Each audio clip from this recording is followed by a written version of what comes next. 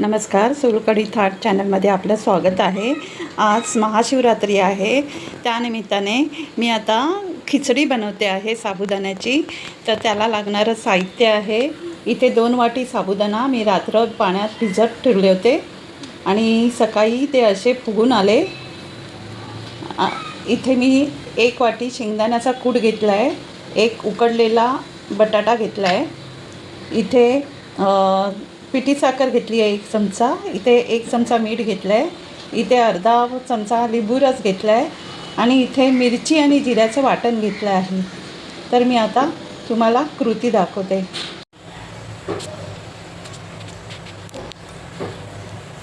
इथे मी आता कढई तापत ठेवली आहे.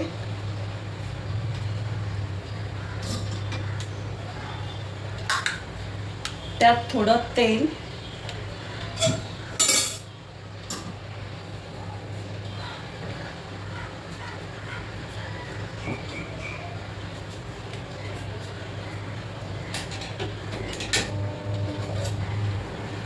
आणि 1 चमचा तूप टाकून घेते. त्यामुळे तेल आणि तूप टाकल्यामुळे थोडी सॉफ्ट राहते खिचडी.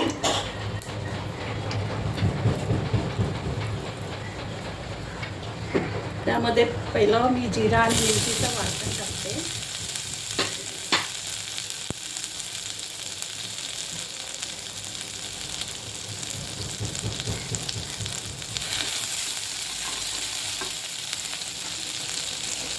बटाटा टाकते.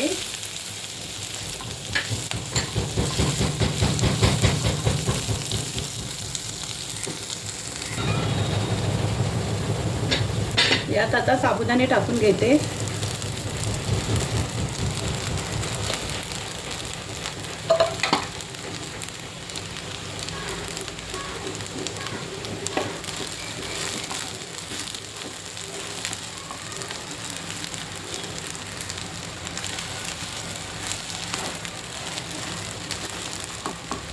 शेंगदाण्याचा कूट टाकून घेते.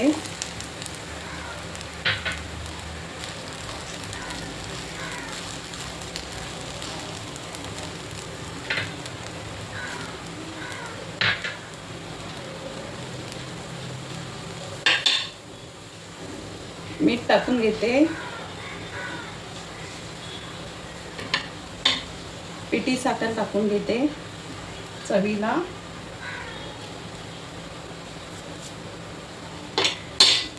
चांगलं ढवळून, खाली लागू नये म्हणून ही खिचडी सतत ढवळत राहायची, नाहीतर ती चिकटली जाते.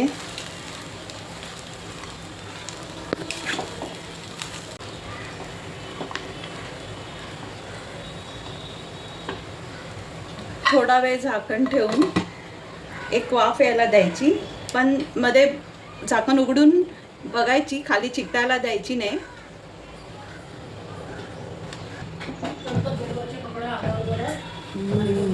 छान वाफवली गेली आहे खिचडी. त्यामध्ये आता अर्धा चमचा लिंबूचा रस टाकते.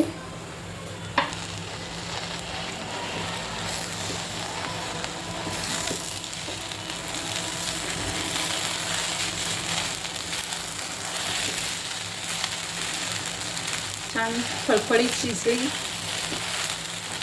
आता मी गॅस बंद करते.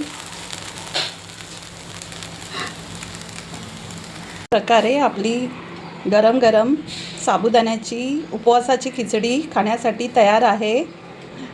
तुम्हाला जर माझ्या रेसिपी आवडत असतील तर प्लीज माझ्या रेसिपीजना लाईक करा, सबस्क्राईब करा आणि शेअर करा. धन्यवाद.